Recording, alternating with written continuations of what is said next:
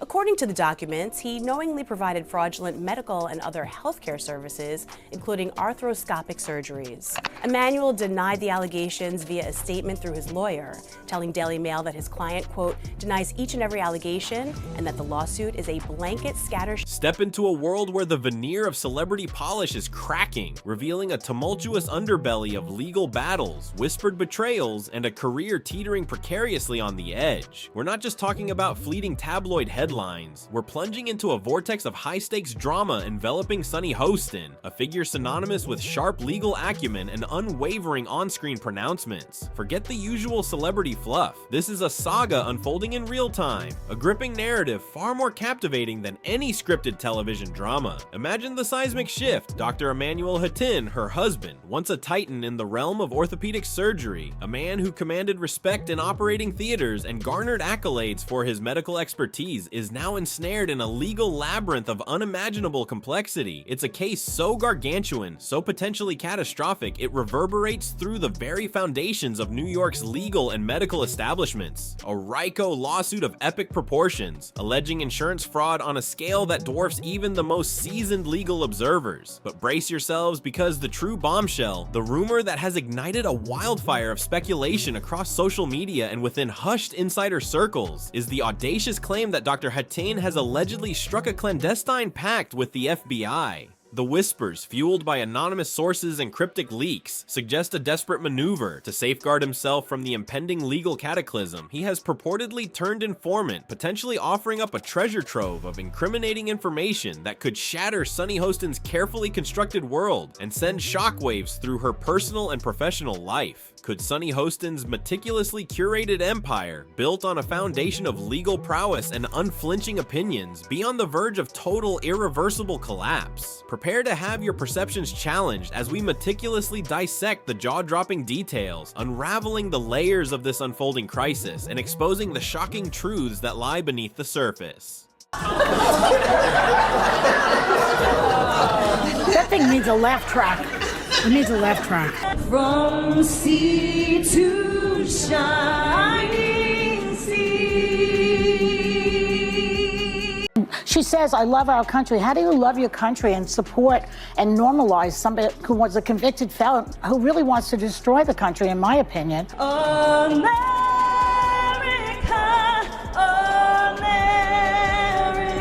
To truly comprehend the sheer magnitude of the crisis engulfing Sonny and Emmanuel Hostin, we must first dissect the legal earthquake that has ripped through their world. The RICO lawsuit. Dr. Emmanuel Hostin, once a beacon of medical excellence, now finds himself branded as the central figure in this sprawling legal battle. Let's underscore the chilling weight of those four letters. RICO, the Racketeer Influenced and Corrupt Organizations Act. This isn't your run-of-the-mill civil complaint. It's a legal leviathan, a weapon of last resort typically deployed against the most entrenched criminal enterprises, the sprawling networks of organized crime syndicates that operate in the shadows. Its invocation in this case isn't merely symbolic, it's a deafening alarm bell, signaling the extraordinary scale and severity of the allegations. We're not talking about clerical errors or minor billing discrepancies. The lawsuit meticulously outlines a systematic and brazen pattern of alleged fraudulent billing practices, a complex web of disguised kickbacks funneled through shell corporations, and a calculated, years-long scheme to exploit loopholes in the healthcare system. Prosecutors meticulously allege that this wasn't a series of isolated incidents, but rather a carefully orchestrated and relentlessly executed operation designed to illicitly siphon off hundreds of millions of dollars from insurance companies. This wasn't victimless financial maneuvering. It was, according to the lawsuit, a systematic drain on resources intended for legitimate medical care, potentially jeopardizing patient well-being in the pursuit of illicit profit. And at the very epicenter of this alleged financial vortex, where the swirling accusations and damning evidence converge, Emmanuel Hostin's name, emblazoned in bold, cast as not just a participant, but a key architect, a central figure in a scheme that could redefine his legacy from respected medical professional to alleged mastermind of a colossal fraud. The implications are staggering, not just for Emmanuel, but for everyone connected to his world.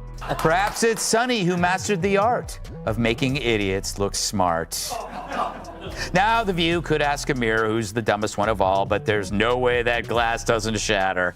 So instead, let's check out this clip from Monday's episode of The View when the ladies put their science caps on and discuss the solar eclipse. Now, brace yourselves for a plot twist that escalates this drama from a legal thriller to a potential Shakespearean tragedy. The rumor mill, that relentless engine of speculation and innuendo, is working in overdrive, churning out whispers of clandestine encounters and hushed negotiations conducted in the shadows. The word rippling through legal circles, murmured in hushed tones in media backrooms, and amplified across anonymous online forums is that Emmanuel Hostin, facing the overwhelming, almost suffocating weight of the RICO charges and the looming specter of financial ruin, has reportedly entered into covert discussions with federal authorities. The speculation, fueled by carefully placed leaks and anonymous sources claiming inside knowledge, paints a picture of desperation and self-preservation. The narrative suggests that, cornered and facing the potential annihilation of his career and fortune, Emmanuel has allegedly chosen to sing like a canary, offering up a potentially devastating trove of high-stakes secrets and incriminating information in a desperate bid to secure a more lenient outcome for himself, to carve out a sliver of salvation from the impending legal apocalypse. Crucially, while the intricate tapestry of US law does weave in provisions designed to protect marital privilege and prevent direct spousal testimony in certain legal contexts, the reality is far more nuanced and riddled with loopholes. While Emmanuel might be legally constrained from directly taking the stand and testifying explicitly against Sonny, the whispers suggest a far more insidious strategy. He may have strategically and subtly provided a meticulously curated mountain of indirect evidence, circumstantial details, encrypted communications, damning financial records, and perhaps even veiled admissions, all meticulously designed to paint a deeply incriminating, albeit legally deniable, portrait of her potential involvement, and the rumored price for this alleged Faustian bargain with the feds. Whispers are swirling about a staggering, almost incomprehensible asset forfeiture agreement, rumors of $500 million,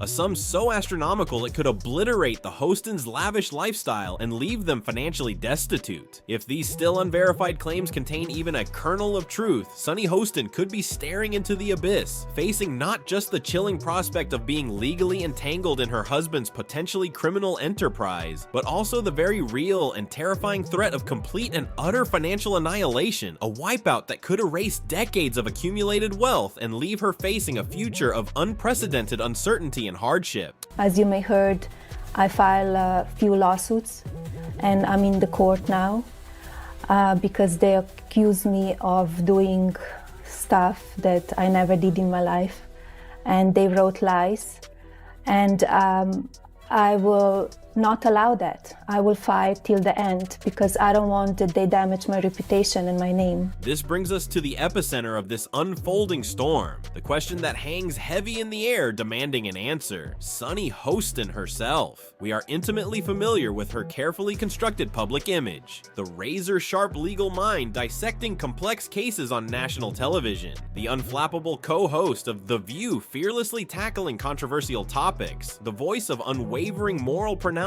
and intellectual authority. But behind the polished veneer, beneath the carefully crafted persona, lies a question that now chills the very air around her. Could that formidable intellect, that sharp legal mind she has so expertly honed, have been either knowingly or unknowingly complicit in the alleged ethically dubious activities swirling around her husband? The uncomfortable, almost taboo question now being whispered in hushed tones in elite social circles and fiercely debated in the digital echo chambers of the 21st century internet is this: could Sonny Hostin have been in any way, shape, or form consciously involved or willfully blind to her husband's alleged fraudulent schemes? The increasingly insistent speculations surrounding Emmanuel's reported cooperation with the FBI are not merely vague insinuations, they are pointed allegations hinting at a far deeper level of potential involvement than previously imagined. Insiders, speaking anonymously and through coded messages, suggest that Emmanuel's disclosures to federal authorities are not limited to his own actions. They reportedly extend into the realm of Sunny's potential knowledge, her possible tacit approval, or even, in the most damaging whispers, her direct participation in these alleged shady financial dealings. Of course, in the glaring spotlight of public scrutiny, Sunny has erected an impenetrable fortress of denial and unwavering defense. She has vehemently and repeatedly, with carefully chosen words and forceful pronouncements, dismissed the allegations against Emmanuel as utterly baseless, a malicious fabrication concocted by disgruntled parties. She has even brandished the threat of a barrage of defamation countersuits, aiming to silence critics and intimidate those reporting on the unfolding crisis. She projects an unwavering image of spousal solidarity, a picture of righteous indignation against what she portrays as a smear campaign. But beneath this meticulously constructed facade of public confidence, a growing chorus of skeptical voices are emerging, questioning the authenticity of her performance. Is this vehement public defense a genuine outpouring of spousal loyalty and unwavering belief in her husband's innocence? Or, as a growing number of observers speculate, is it a meticulously calculated and increasingly fragile smokescreen, a theatrical performance designed to obscure a far more complex and potentially deeply incriminating truth that lies hidden just beneath the surface of her carefully controlled public persona? Is her unwavering defiance a mask, concealing a growing sense of vulnerability, fear, and perhaps even guilt? Who hates Christmas? Melania or Trump hates Christmas. She destroyed the rose garden. She doesn't want to decorate for Christmas. She doesn't want to have anything to do with him. She doesn't want to sleep in the same room with him. She can't tolerate him. I think she hates him. Yeah, well, yeah. Okay, so we can all agree on that. That's a given. Allegedly. And she does. Yeah, how do you know all this? Yeah, I don't know. You don't know all this. Allegedly. That's why I say allegedly. I also think that she wants to take him out. She does not want to be the first lady anymore. Beyond the cataclysmic legal and financial earthquakes threatening to shatter their world, the very foundation of Sunny and Emmanuel's personal life, their marriage, is now reportedly experiencing tremors of near-seismic proportions. The whispers emanating from their once impenetrable inner circle paint a stark and unsettling portrait of a relationship teetering precariously on the precipice of irreversible collapse. Multiple, seemingly independent sources speaking with a chilling uniformity suggest that the once strong bond between Sunny and Emmanuel has been irrevocably fractured, perhaps shattered beyond repair, since the full weight of the devastating legal drama descended upon them, casting a dark shadow over their once privileged existence. Insiders privy to the intimate dynamics of their relationship claim that Emmanuel, facing the imminent ruin of his hard-earned career, the potential obliteration of his professional reputation, and the looming threat of financial devastation, feels profoundly and acutely abandoned, left to navigate this terrifying crisis alone. He reportedly harbors a deep-seated resentment, accusing Sunny of callously prioritizing her own career ambitions, her meticulously crafted public image, and her relentless pursuit of professional advancement above offering him the unwavering support, the emotional solidarity, and the steadfast loyalty he desperately craves during this, his darkest hour. Adding further fuel to the already raging inferno of gossip and speculation are persistent and increasingly credible allegations of a growing emotional chasm between the couple. Rumors, still unconfirmed but circulating with alarming persistence, suggest a significant emotional detachment on Sunny's part. Whispers of a potential new romantic entanglement, a clandestine connection with another individual that, if even partially true, would only amplify Emmanuel's already profound sense of betrayal and isolation, deepening the fissures within their crumbling marital edifice. Could this perceived betrayal, this agonizing sense of being left to face the storm alone, be a pivotal, even catalytic element in understanding Emmanuel's alleged willingness to cooperate with federal authorities? Could the motivation driving his reported actions be far more complex and emotionally charged than mere self-preservation? Could a potent, unspoken desire for revenge, a burning desire to inflict reciprocal pain and suffering on a wife he now perceives as having deserted and betrayed him in his moment of greatest need, be a powerful, though unacknowledged undercurrent fueling his alleged cooperation with the FBI, transforming this legal drama into a deeply personal and potentially devastating act of marital warfare? And I would not be the person to say don't do it, because I believe in free speech and everything about it. I personally would not do it. No one's asked me, but that's another. Wouldn't do it, even though I You can't would not sing? No, I would not. I would not normalize him. And she says, I love our country. How do you love your country and support and normalize somebody who was a convicted felon who really wants to destroy the country, in my opinion? In the face of an onslaught of mounting legal challenges, a relentless barrage of swirling rumors, and the suffocating sense of a world closing in with terrifying speed, Sunny Hostin has adopted a carefully calculated public posture of unwavering defiance, a seemingly impenetrable shield against the encroaching storm.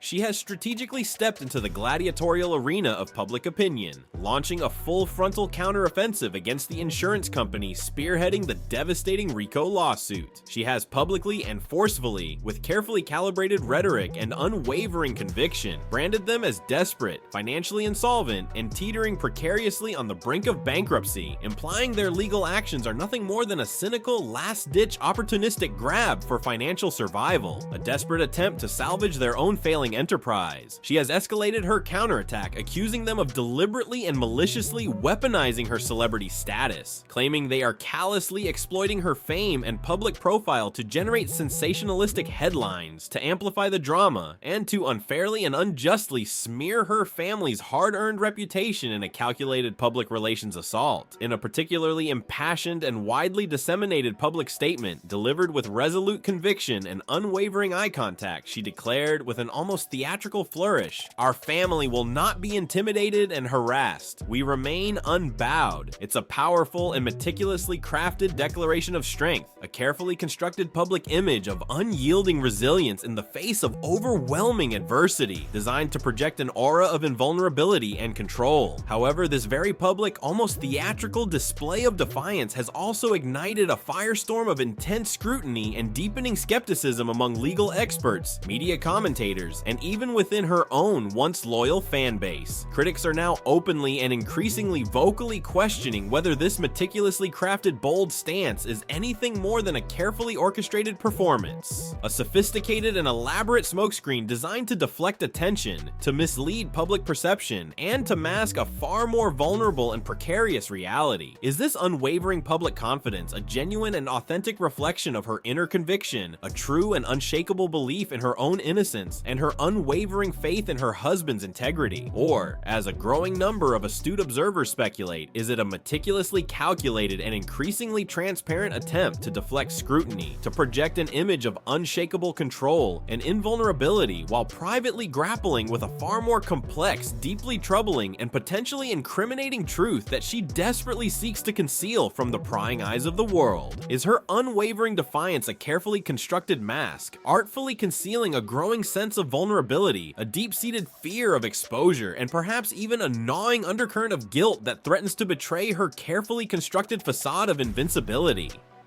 So, Sunny Hostin, you better watch what you say about somebody else, because your husband gonna be down there with Big Tony.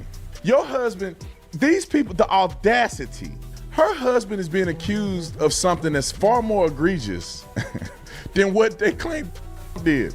But the tempest of legal troubles engulfing Sunny Hostin is far broader, more multifaceted, and infinitely more turbulent than just the devastating fallout from her husband's RICO indictment. She is now facing a relentless and escalating barrage of legal challenges that extend far beyond the confines of Emmanuel's case, creating a multi-front legal war that threatens to overwhelm her, to stretch her resources to the breaking point, and to potentially dismantle her carefully constructed public persona piece by piece. First and foremost, there is the very real and actively progressing lawsuit initiated by Senator John Fetterman, a powerful and politically connected figure in Pennsylvania and on the national stage. This isn't a mere political squabble, a fleeting media skirmish. It's a serious and meticulously constructed legal action stemming directly from comments Sunny Hostin made on the nationally syndicated platform of The View. Senator Fetterman, wielding the full weight of his legal team and political influence, is alleging defamation, claiming that Sunny's on-air on-air remarks, delivered with her characteristic assertiveness and unwavering conviction, crossed a clearly defined legal line, causing demonstrable harm to his reputation, his political standing, and his personal well-being. This lawsuit alone, with its potential for significant financial penalties and irreparable reputational damage, represents a substantial and immediate legal and professional threat to Sonny's carefully cultivated career.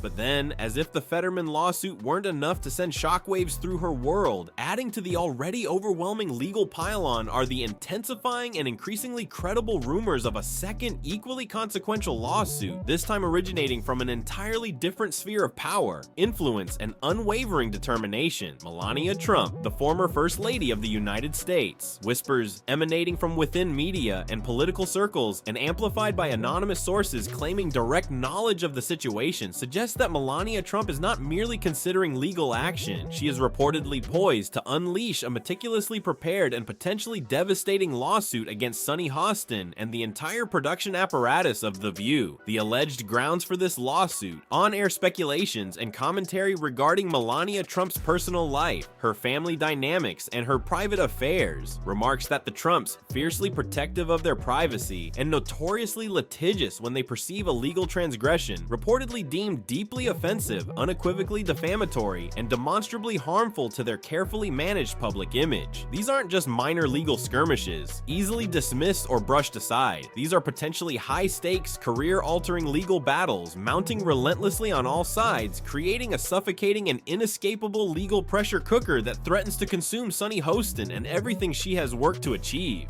I know, right? I mean, I have to say, Karen Dupiche, our wonderful, one of our wonderful makeup artists, when the earthquake was happening, she put her coat on and she was like, Jesus is coming. I'm out. I'm out. I'm leaving. We've got a solar eclipse.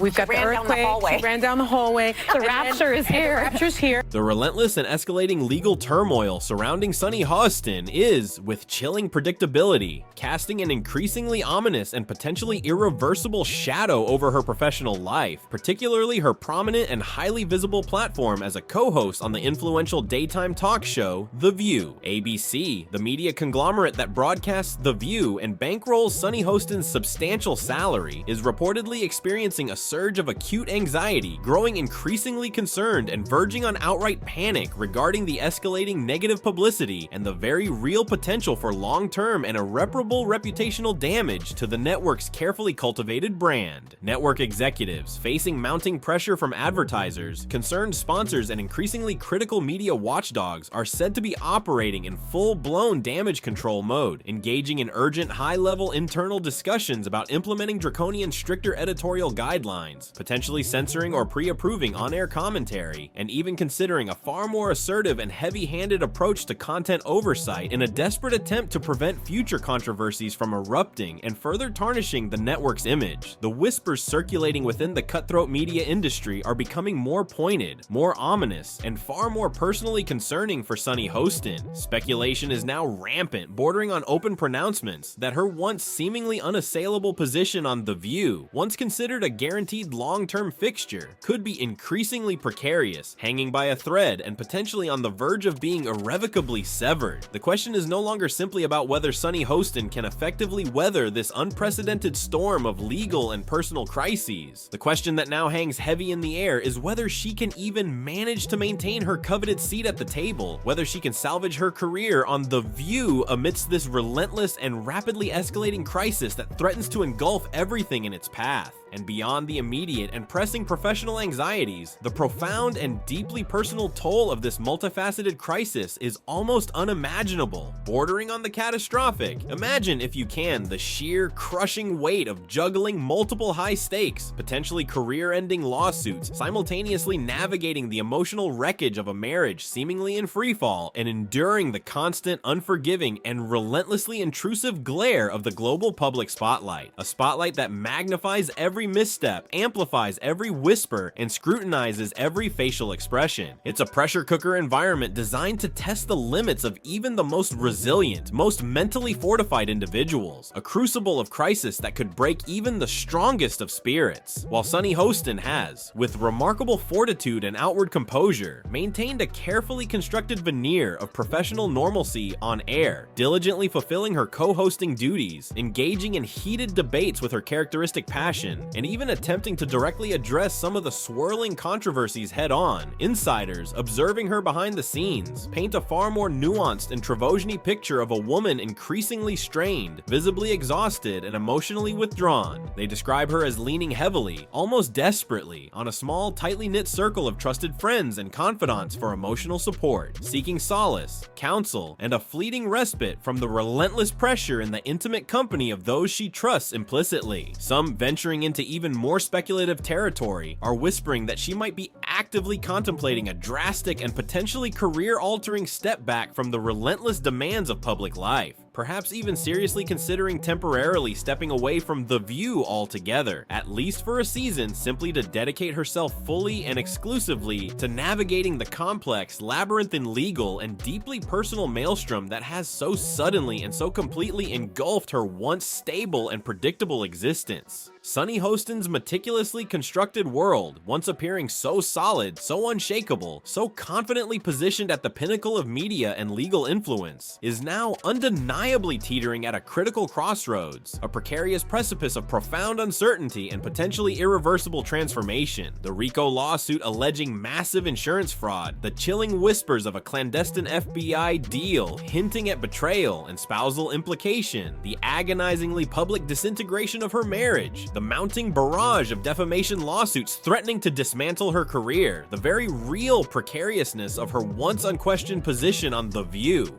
These are not isolated incidents, easily compartmentalized and managed in isolation. Instead, they are intricately interwoven threads in a complex, rapidly evolving, and increasingly ominous tapestry, a dramatic narrative that could fundamentally redefine her entire future trajectory, reshape her carefully curated legacy, and potentially shatter the carefully constructed empire she has spent decades building. Will she, against all conceivable odds, somehow manage to weather this unprecedented and multifaceted storm, emerging from the wreckage stronger, more resilient, perhaps even fundamentally transformed by the fiery crucible of this agonizing crisis? Or is this unfolding drama, playing out in real time on the global stage, the beginning of a slow, agonizing, and very public unraveling, a stark and cautionary tale of the inherent fragility of even the most meticulously constructed empires in the high-stakes, unforgiving world of media, celebrity, and the ever-present potential for even the most carefully guarded secrets to be exposed and to shatter everything in their path? The ultimate answer, the final resolution to this gripping saga, remains Zhen Wei Jie, suspended in a state of tense anticipation, hanging precariously in the balance as this real-life drama continues to unfold and new, potentially game-changing revelations emerge with each passing day. Now, we, as your dedicated storytellers and chroniclers of unfolding dramas, turn to you, our discerning viewers, to actively participate in this unfolding narrative, to weigh in on the complex moral and ethical dimensions of this gripping real-life drama.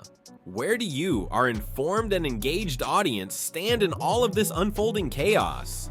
Do you perceive Sunny Hostin primarily as a victim of circumstance? A collateral casualty caught in the treacherous undertow of her husband's alleged misdeeds, perhaps even tragically betrayed by the very man she placed her trust and her life alongside? Or conversely, do you believe she bears some discernible degree of responsibility for the swirling chaos that is now relentlessly engulfing her world, perhaps through conscious complicity in her husband's alleged schemes, or even through a more subtle, perhaps more insidious form of willful blindness, a deliberate turning away from uncomfortable truths in order to maintain a carefully curated illusion of control and stability? Let us hear your voices, share your perspectives, articulate your theories, and contribute your insights in the comments section below. Engage with this unfolding narrative, dissect the evidence, analyze the motivations, and contribute to the ongoing conversation. And don't forget to actively participate in the ongoing evolution of this story. Show your engagement by liking this video, generously sharing it with your network, and subscribing to our channel for continuous updates, in-depth analysis, and exclusive exclusive behind-the-scenes insights as this gripping drama continues to develop and new potentially earth-shattering revelations emerge from the shadows. Until our next update, stay informed, stay engaged, and keep the vital conversation going.